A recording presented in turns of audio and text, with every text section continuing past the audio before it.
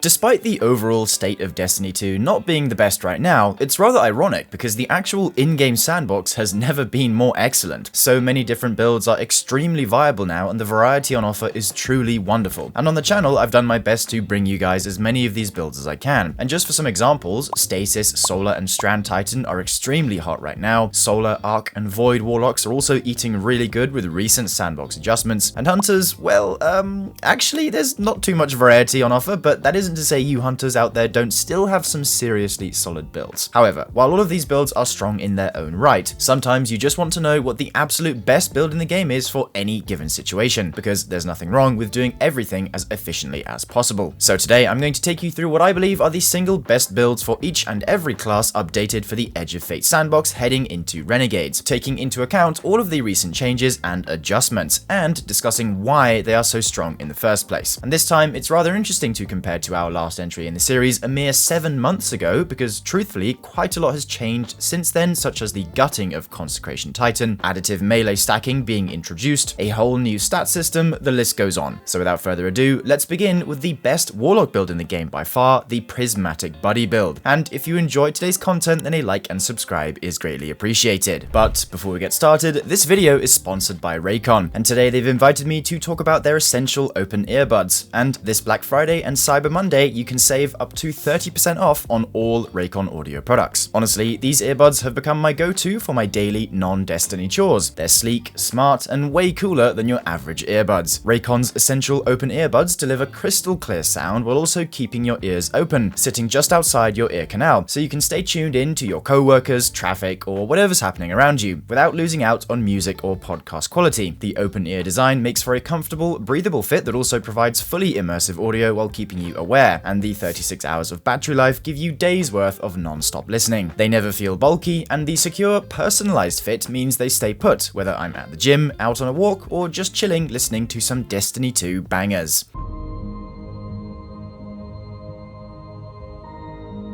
I currently plug them in when walking my doggies, because if there's one thing us Destiny 2 players could use is some nice fresh air. The best part is that Raycon delivers the same premium audio quality as the big brands, but at half the price, and add in over 3 million satisfied customers and a 30-day happiness guarantee, there's zero reason to overpay. Black Friday is just around the corner, and Raycon audio products are up to 30% off site-wide, from everyday essentials to the latest releases. It's the perfect time to upgrade your sound or get ahead on gifting. These early deals won't last long. Shop now before they're gone. I use these earbuds and you should too. So click the link in the description box or go to buyraycon.com/llamaopen to get up to 30% off during Raycon's Black Friday and Cyber Monday sale. That's buyraycon.com/llamaopen. Once again, thank you to Raycon for sponsoring today's video. So, Warlocks, you guys have always been the buddy class. Even in the final shape, Getaway Artist was the go-to build. However, now it is not only the go-to build, but it's just way more bonkers than before, and that is just because of one specific change. And that change is the fact that buddies now count as grenades for stats and perks and things like aspects and fragments. They work as grenades, which is the main thing. So because of that, just take a look at this. Just take a look at the gameplay here. I'm going to pop my Arc Soul, and I'm just going to not shoot my gun at all. I'm just going to look at these enemies menacingly. I'll pick that orb up actually, because I need that. And then you can just continue, and then I've got another grenade. I can do it again. You can just keep going. Keep shooting. My buddy's doing all the work. I'm not doing anything. Hands off the keyboard. I don't need to do any work here. It's just them. And look, I've got my grenade back. I can pop it again. And just carry on going. That is the main idea of the build, and it is so incredibly powerful because the game basically just plays itself for you. So because we are going over all three classes in today's video, I don't want to dwell too much on each specific class, so we're just kind of going to quick fire go through each of them, starting with the exotic for the Warlock, which is of course going to be Getaway Artist. This exotic states that you can convert your Arc Grenade into an Arc Soul and become amplified at the same time. The Arc Soul functions as an autonomous turret. So number one is great because you get the Arc Soul completely for free without needing to be on Arc Warlock, and number two, you get amplified as well, which is the 15% NDR and the enemies being less accurate when targeting you. It's very nice. You guys are probably already familiar with this by now, but that is the main exotic of the build. So basically what I want to highlight here is what of this build is going to allow us to juice up our buddies as much as possible. So the base is going to be Getaway Artist, and we are going to be using a arc grenade in order to be able to consume it to get the arc soul. And then for the rest of the subclass, for the super, I'm going with Needle Storm. This can be whatever you like. You can go Song of Flame, you can go Nova Bomb, it's totally up to you. Phoenix Dive for the class ability, Arcane Needle for the melee. And then for the aspects, of course, you are going to want Feed the Void. This is basically non-negotiable on Prismatic Warlock because you're going to need the grenade regen and the healing, of course, from Devour. And then I've decided to go with Bleak Watcher. Now, this is kind of a personal preference thing. You could go for Helion here as well. However, it does change your stat split if you wanted to go for Helion, because obviously Helion is tied to your class ability. And if your class stat is really low, like mine, minus 32, you are going to want to invest more in that so you can get more uptime on your Helion. However, me personally, I always prefer Bleak Watcher. That's just me though. If you like Helion, please go for it. The key thing to be aware of as well is that Feed the Void does trigger off Arc Soul kills. So if you look here, I will pop my Arc Soul and then I can just kill this Scion here, and I've already got Devour, so it just works just like that. Then in terms of our fragments, the first one we are going to want is Facet of Courage. This states that your Arc Solar and Void abilities deal increased damage to targets afflicted with darkness debuffs. And number one, the darkness debuff in question is going to be slow from our stasis turret. And because Arc Soul is a arc ability, it is going to have its damage increased because of this fragment. So they basically just kind of work together. It's a 10% increase, I believe. Plus it also gives you plus 10 grenade stat, which is pretty nice. Facet of Protection, default fragment for any prismatic build. I've also gone for Facet of Ruin to increase the damage and size of the shatters from any shatters we get with Bleak Watcher. Then finally, the most overpowered fragment that you must use for this build is Facet of Dominance. So Facet of Dominance is going to make it so your Void grenades weaken targets and your Arc grenades jolt targets. And because Arc Soul counts as a arc grenade, yes, it is going to allow you to jolt targets with it. Just take a look here. So I've spawned Kaladin, I'm going to spawn in my Arc Soul, and then here we go, he's jolted. And this is going to be so good for your ad clear, because basically with every ad that you hit with your Arc Soul, it's going to reapply jolt, and it's just going to chain between all of them, making your ad clear just that much better. It really is fantastic. And also, because we are on a Prismatic Warlock, its Prismatic Grenade has a Void component, and with Facet of Dominance, that does mean that you are going to be able to apply Weaken as well when you are in your Transcendence. So if you see here, I'm getting yellow numbers on Carl. He is weakened because of the Void component of my Transcendent Grenade. Now, I do want to say you probably don't want to be popping your Transcendence, because obviously you cannot consume your Transcendence Grenade to get an Arc Soul or make a Stasis Turret. So hold off on that if you can. Only pop your Transcendence if you have like a bunch of turrets and you just popped your Arc Soul, because it removes the ability to basically get your main loop of the build going. As far as your stats are concerned, because we are dealing with grenades, inverted commas, you are obviously going to want to put as much into your grenade stat as possible. I currently have 160, but I make this up to 200 because I have 2 grenade fonts on my gloves. After that, the only essential stat is putting 100 into super so you can maximize the regen speed of it, and then the rest, it doesn't matter. If you're going Helion, definitely invest into class more, but if you're like me and you have Bleak Watcher, you could also just go for melee if you don't care about class. The main things are at least 160 or even 200 melee if your armor can allow it, then 100 super, then the rest just doesn't matter. Now, as for the weapons for the build, the Khvostov is amazing. This is one of my all-time personal favorite weapons, and I just love using it. The shoot to loot part of this gun is fantastic for collecting orbs when you make them. It also just feels really good. Plus, with this build, you actually don't need weapons that hit terribly hard because you have your buddies that are basically doing all the work for you. And after that, I just have a returned memory sidearm with Heal Clip Incandescent, just to kind of bolster it a little bit, give me a little bit of a backup option. But yeah, the weapons, not too important, just use what you like, essentially. Now, for the artifact, again, it doesn't really matter what you take here. You could just go for all of the useful handy mods, like, you know, Fever and Chill to get some Radiant, Refresh Threads to get better ability regen. But in terms of ones that I would call essential for the build, definitely Shield Crush, because it states that while you are Amplified or Radiant, your grenade recharges faster and deals increased damage, which will count for our Arc Soul and our Bleak Watcher. Also gone for Radiant Shrapnel to help out just a little bit on the side. Then Elemental Daze, low-key underrated mod. This actually does like a pretty sizable explosion and damage when you stun a champion with an elementally aligned weapon. So here I've spawned in an Overload champion, and if I spawn in my Arc Soul and then stun him, As you can see here, it does like a little small explosion, which is pretty nice. I think it blinds, or it's either blind or jolt, but you know, it's just a nice thing to have if you're going into content that has champions such as overloads or unstoppables. Even if you have that on your sidearm, you can just get a little bit of extra damage when chipping away at them. Okay, so just quickly finishing up with the armor mods now. For the helmet, we're taking 2 copies of Ashes to Asset so that our grenade, aka Arc Soul kills, generate more super energy, and a kinetic siphon so Kvostov can make orbs on double kills. Then for my gloves, I have 2 grenade fonts to get my stats all the way up to 200 whenever I'm holding armor charge, then 1 copy of firepower so that I make orbs occasionally with kills from my Arc Souls. Chest piece doesn't matter. Then for the boots, I have stacks on stacks, innovation, and a kinetic surge to improve the damage of my Kvostov just a little bit. Then finally for the class item, I have time dilation, a class font, and a powerful attraction. Now, as far as the gameplay loop is concerned, it literally is just consume your grenade, kill everything in front of you. You can kind of put your hands off the keyboard and then you'll get your grenade back maybe 10 seconds later, and just repeat the whole process. Keep spamming your grenades, spam all of your abilities, hold off on using your transcendence because like I said, it doesn't allow you to get the main loop of your build going, but only use it when you really have to. That is the best Warlock build in the game right now. I would have said in the past that the slide lock build would have been better. However, with the buddies just being as juiced as they are right now, it's hard to recommend slide lock over them. So yes, Warlocks, you guys are definitely eating good right now. If you're curious, here is the fashion I use for the build. Shout out to Crips and his community for this one. Love the Daft Punk style from this one. It's really nice, so copy it if you would like. But now we are going to move on to Titans with the Skullfort Prismatic Titan build. Okay, so for the Titans, every time that I've done this video in the past, it's always been the Consecration Titan build that I always end up recommending because it has just been so strong in the past and nearly unbeatable by any other Titan build. But now, for the first time ever, the answer isn't as clear-cut as it was anymore because Consecration has been nerfed so much with the release of the Edge of Fate. There have been so many nerfs, such as the introduction of additive melee stacking, ignitions no longer scaling with things like Spirit of Syntheseps or just regular Syntheseps, and then just damage nerfs to Consecration in general. And in fact, because of that, I want to contend that there is an even better build than Consecration and arguably more fun as well. And this build in question is the Skullfort Prismatic Titan. And I just want to show you what this build can do. We've made a video on this in the past, but I have refined it over time to what I believe is just the best version of this build. So take a look here. I'm going to hit this guy. I'm going to punch him. I'm going to do this. Go here. I'm going to punch again. Same again. Punch. I'm not even charging up Thunderclap, by the way. I'm just going absolutely destroying these yellow bar enemies.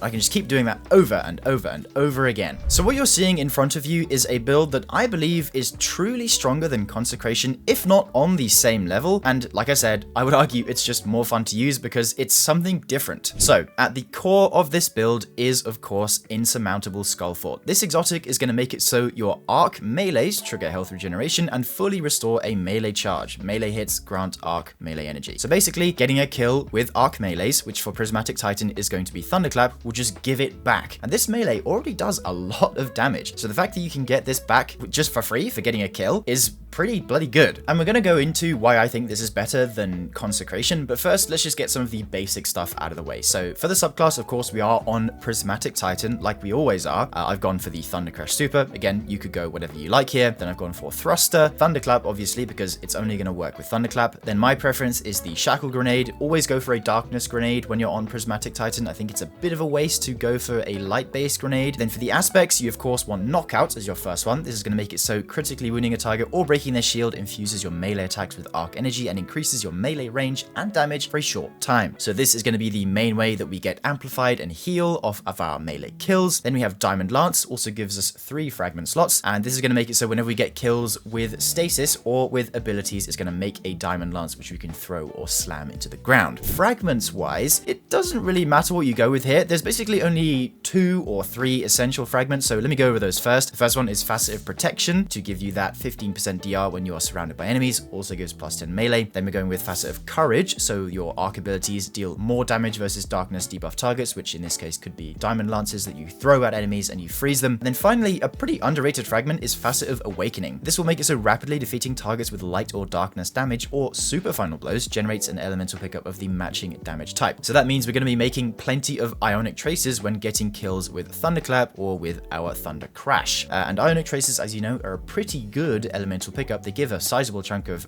energy back to all of your abilities. So very underrated fragment, gives plus 10 health as well. Then these last two that I have here, Facet of Justice and Facet of Sacrifice, do not need these. The only reason I'm taking them is because I want some very pretty looking stats, and this one gives plus 10 super, and this one gives plus 10 grenade. You could make an argument for Facet of Sacrifice because it gives you bonus dark energy when you get kills with an arc buff, which we're going to be amplified all the time, but it is mainly just to make my stats look nice. But also a key thing to be aware of is that knockout is going to increase the damage of your melees by 160%, which is, 2.6 times. So for a thunderclap, that is a pretty big deal. So very good must-have aspect to increase the damage of our melees. And another thing I wanted to point out about your diamond lances is that you can slam them, and this gives you 2 stacks of frost armor when you do so. It also does it to your teammates as well. So any nearby teammates, you'll also give them 2 stacks of frost armor, and the cooldown isn't that strict, so you can definitely keep it up. If you wanted to, you kind of delay picking it up and then slamming it down. It is going to allow you to keep your frost armor up, pretty consistently. So that is basically what makes the subclass portion of this build strong. Now let's talk briefly about our stats. I have grinded over 50 hours to get the armor set that allows me to get these stats right here. I do not expect any of you to get the same stats that I have, which is, as you can see, 200 melee, 100 grenade, and 100 super. This is just because I had nothing to do in this game and I wanted to chase the perfect armor set, which I do have. So obviously, if you have the perfect armor like I do, feel free to get 200 melee, 100 grenade, and 100 super. But just as a general priority list, definitely want to go as high melee as possible, probably around 160 with some sort of subpar armor, then go for 100 super, and then your grenade, it can be anywhere between 70 and 100. Don't go any lower than 70, but 100 is also overkill. But like I said, the only reason I have it like this is because I wanted to make the perfect build. So before we move on to anything else, I did want to show you guys how Thunderclap compares to Consecration. So just pay attention here. A fully charged Thunderclap is going to deal 1,826 damage, which is not too bad. That is without knockout, by the way, and that is at 200 melee. Now, a Consecration, also at 200 melee, is going to deal 1,345, which is, considerably less. However, Consecration does have the advantage of igniting multiple enemies at the same time, and the damage from those ignitions can splash to every affected enemy. So in a group, Consecration probably ends up doing, slightly more damage. However, versus a single target, Thunderclap is the clear winner. Plus, you can also spread Thunderclap to multiple targets because it is a cone, after all. You can spread it across. It's not, strictly single target. But the bottom line is that by default, your Thunderclaps are going to be dealing more damage than your Consecrations. So going over the weapons we're using for the build now, I've gone for a Mint Retrograde with perks. You can go whatever perks you like. You can go Envious Arsenal and Master of Arms for running, because this gives you better ammo gen and a better sort of running damage perk with Master of Arms. You could also go for a Phonotriaphera hand cannon with 1-2 punch, or any other spread shot hand cannon with 1-2 punch, just to improve the damage of your melees just a little bit more. Not necessary, but the option is there. Again, like the Warlock for your artifact, it doesn't really matter what you use here other than Shield Crush. Just take this to improve the damage of your melees whenever you have frost armor, just to increase the damage of your Thunderclap even more. And then after that, it doesn't really matter. Fever and Chill if you wanted to get Radiant, just kind of choose as you want to. There's no essential mods. To be honest, in general, the artifact this season doesn't really have too many essential mods for any build that kind of isn't Strand, especially with these mods down here, so don't worry about it really. Now, as far as the gameplay loop is concerned, it is literally just use a melee on something, trigger knockout, get amplified, use your melees on everything else after that, and you're basically just good to go. Charge them up if you are facing high health targets just to make sure that you get the kill. However, even if you don't get the kill, you can just get some normal punches and generate your melee energy back very quickly. So if worse comes to worse, it's not even that bad. So just spam your melees over and over. That is the whole idea. Now, before we move on to the final hunter section, I did also want to highlight Consecration Titan, because obviously it is still not bad. It is still like a very solid build. It's just not doing as absurd damage as it used to back in the day. Compare it to launch Consecration, pale in comparison. So just like before, the fragments and aspects don't really change. Knockout, Consecration, Shackle, Frenzy Blade to get 3 charges. I've gone for Hope, Balance, Protection, and Courage for my fragments. And then stats wise, the only thing I want to mention here is that because Consecration deals so little damage now and the ignitions don't scale with, melee damage additive things, you actually don't want to get your melee stat to go over 100. It's actually completely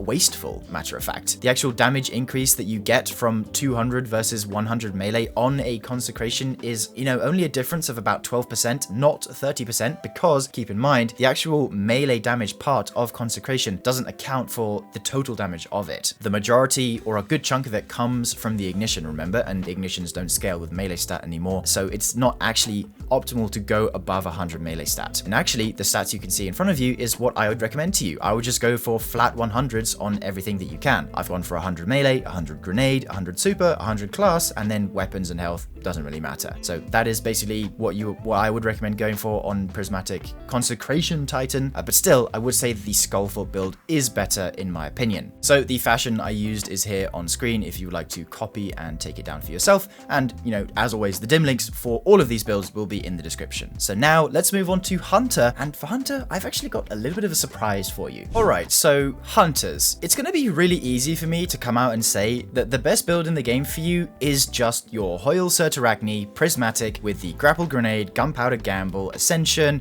Super of your choice, so on and so on. And yes, this build is, it's very good. There's a reason why so many people are using it. It's very solid. But you know what this build is? It's boring. It is so boring. It is so extremely boring. You just use your Ascension, you use your Gunpowder Gamble, you pop your Prismatic, you use your knife, and then, it's fine, it's good. But I don't know, man, to me, it's just boring. You can flame me in the comments. I'm not a Hunter main, but just whenever I play this build, I don't know, it just doesn't really tickle the same receptors as this other build, which I personally think is better. This might be a little bit controversial, but today, dear viewer, I'm going to be recommending you Arc Hunter instead of Prismatic Hunter as your best Hunter build in the game. Why? Well, let me explain. For starters, this class has had a lot of issues ever since the Edge of Fate came out. They said that lots of things were supposed to be working together, such as Tempest Strike and Combination Blow and yada yada yada, working with dodges. A lot of it didn't work when the expansion first came out. However, now it is fully fixed. So here, let me just show you what I mean now that everything is working properly. So I'm just going to slide into this guy, using my melee, going to get the kill. I'm going to dodge near this guy. I'm going to slide. To get the kill again. Dodge into this guy. Get my Temp Strike back again. Chuck my super over here. I'm gonna dodge again. I'm gonna get my melee back on this guy. I'm gonna dodge again. I'm gonna get my melee back on this guy. And keep in mind, my melee is doing a lot of damage right now. A pretty decent chunk, especially at Combination Blow ×3. In fact, let me grab the bigger enemies here. If I spawn in these mini bosses now, I do the same again. I can just use my Tempest Strike here. Yeah, it's a one shot. I'm gonna dodge again. Go on this guy, it's a one shot. Got my super as well. Look how quickly I'm getting my super back from all of this. Dodge again. Use my melee on this guy. Chuck my Gathering Storm. Boom. See, it's this guys, this is fun. To me, this is a really fun Hunter build that is just so much more enjoyable to play than the Prismatic version, despite the Prismatic version maybe edging it out with certain things. It's just hard for me to recommend that when I've just personally been having so much fun with this build here instead. So let's go over this and why I think this is the better Hunter build. So, Arc Hunter. If you're playing Arc Hunter, you are going to be using Gifted Conviction or maybe one or two other exotics, but Gifted Conviction is essentially your go-to exotic for any Arc Hunter build. It is so consistent. If you guys don't know what this does by now, it states that activating Ascension or Tempest Strike throws bouncing explosives at nearby targets that jolt and damage them. Jolting nearby targets grants you damage resistance. So it gives your aspects slash, abilities a little bit of extra power, but it also gives you damage resistance, which is really nice. This actually stacks. The first stack gives you resist ×1, which is a 25% damage resist, all the way up to 4 stacks, where resist ×4 is a 50% damage buff. You won't be seeing that all the time, but just for getting a kill versus a jolted enemy, it gives you a 25% DR, which is pretty good. Then moving into the subclass, Gathering Storm. Very underrated super, pretty decent. Compared to other Hunter supers or even Arc Hunter supers, it's kind of underrated. I would take this just for the burst option. There's no other burst option other than maybe Storm's Edge, but the cooldown on this is, relatively long, so I'd just go with Gathering Storm instead. So just to show you the full damage of a Gathering Storm and then compare it to some other Hunter supers. So as you can see, a Gathering Storm in full does 8,108 damage. And now if I go Radiant and use a Celestial Nighthawk Golden Gun, this is all less than 100 super by the way. we're dealing 11,881, which, you know, is around 47% better than it is for Gathering Storm, but it's not bad. Gathering Storm has the add clear capability as well, whereas Celestial Nighthawk definitely does not. You know, it's like a Tesla tower. You can just pop the Tesla tower in the middle of a group of ads and it'll just deal with them very quickly. So it's multi-purpose. It's either single target or multi-target. But after your super of choice, the absolute heart of the build is down to 3 specific things. You have Gambler's Dodge, Combination Blow, and Tempest Strike. Gambler's Dodge, we all know, is going to make it so that when you dodge, it is going to give you your melee energy back. So if I expend my melee, which in this case is Tempest Strike, and I dodge, doesn't have to be near enemies, it'll give me my melee back, and I can use it again. Combination Blow is going to make it so when you get kills with it, is going to improve the damage of said Combination Blow, and it is going to fully recharge your class ability. This is the classic Arc Hunter loop of old. You know, it's always been this way. I'm going to get 1 kill here. It's going to give me a stack of Combination Blow. Then I'm going to dodge near this enemy. Then I'm going to get my melee back, and I can just do the same again over and over. And this is how it always was for quite some time. But in the Edge of Fate, admittedly, it didn't work when it first came out, along with a lot of other things with the DLC. This now works with Tempest Strike. Tempest Strike counts as a Combination Blow melee and will thus refund your class ability when you get kills with it. Let me show you. So I'm going to dodge here. I'm going to get a kill with my Combination Blow, and then I get my dodge back.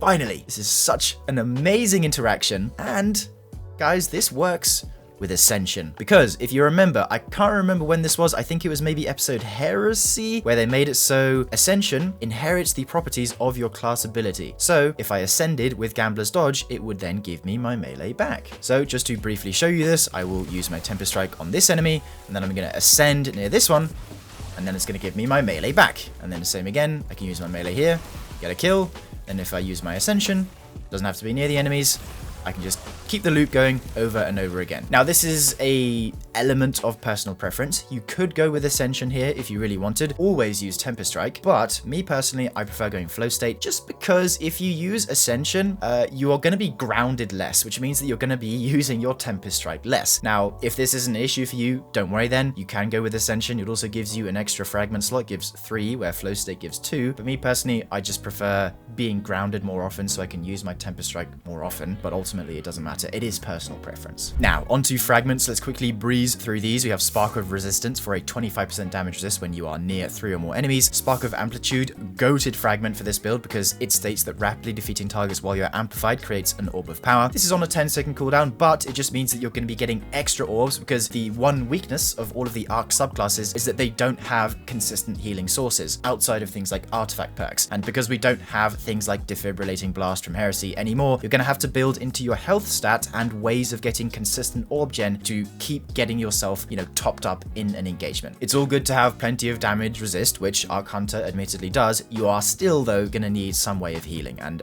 Spark of Amplitude does help with this. Also taking Spark of Feedback to improve our health stat, going back to the health portion. And then it says taking melee damage briefly increases your outgoing melee damage. I think this is 200%. I'll have the actual number on screen of what Spark of Feedback is, but this is just going to make it so, you know, if you get slapped, you can slap them back with triple melee damage, basically. And then Spark of Ions as the last one, it states that defeating a jolted target or defeating a target with Bolt Charge creates an Ionic Trace. Ionic Trace is just going to help to regen our grenade back just a little bit. Although this is a flex fragment, you could change this for something else if you wanted. Now, for the stats for the build, obviously, because this is a melee-centered build, you are going to want as much melee stat as possible. Go for 200 natural if you can. However, I don't think it is strictly necessary. I've gone for 160 here. That is a 18% PvE damage increase to my Tempest Strike, which is pretty nice. Oh, and I forgot to mention Combination Blow. Silly me. Silly me. This melee increases at 3 stacks your Tempest Strike damage by 400%, which is 5 times the base damage, which is insane. 400% just for getting 3 kills, which you can very easily do, by the way. Yeah,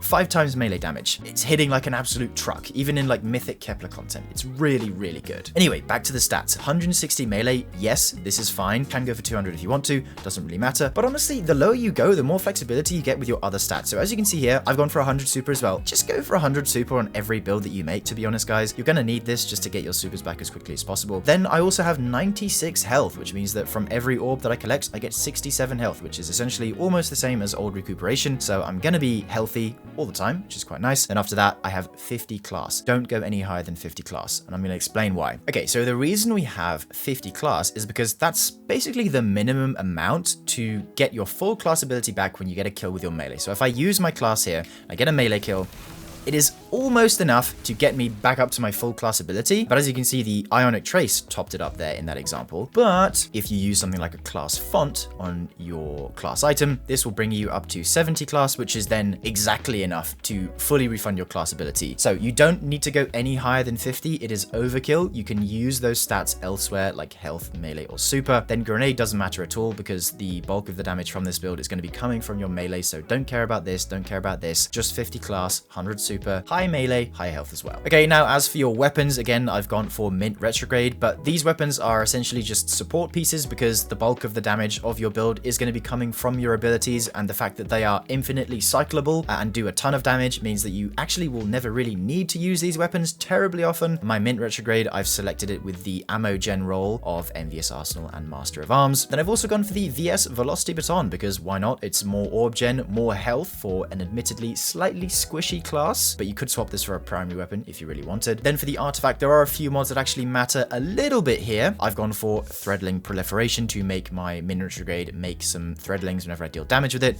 Energy Acceleration for the Kinetic Tremors boost. Then I have Refresh Threads to give me more energy for whatever ability I'm lacking whenever I collect my Ionic Traces. Elemental Daze again. And even on this build, Shield Crush isn't that important because it only boosts the regen rate of your grenade whenever you're amplified, and it's going to be pretty hard to get Frost Armor with Mail or Void Overshield when you're on an Arc Hunter. So pick and choose what you want, but that's what I would go for. So before we wrap this up, of course, I did want to highlight the Prismatic Hunter because despite this build being, in my opinion, boring, it is still obviously very good. It gives you access to things like Golden Gun, which as we know right now is very meta with spawning orbs for your Titans so that they can get their Thunder Crashes back very frequently in something like Desert Perpetual. Silk Strike is also really good for damage. Even after the nerf to the scaling, it still works with Shield Crush. It still does a ton of damage. You obviously got access to Grapple, which is great for mobility. Ascension is here as well. Fragments, it gives you restoration whenever you pick up, you know, Facet of Purpose with Goldie or Woven Mail when you have Silk Strike. Overall, you can get even more DR stacking on a Prismatic Hunter. However, it's just the Arc Hunter is just so much more fun, man. I just really prefer it. I will have the dim link to the Prismatic Hunter in the description as well, but I just prefer the Arc Hunter just so much more, and it's very, very effective, as you've been seeing in the gameplay in the video. And that's the trouble with Prismatic Hunter. It doesn't have anything which hits nearly as hard as Tempest Strike does. There is no hard-hitting melee ability. There is no hard-hitting sort of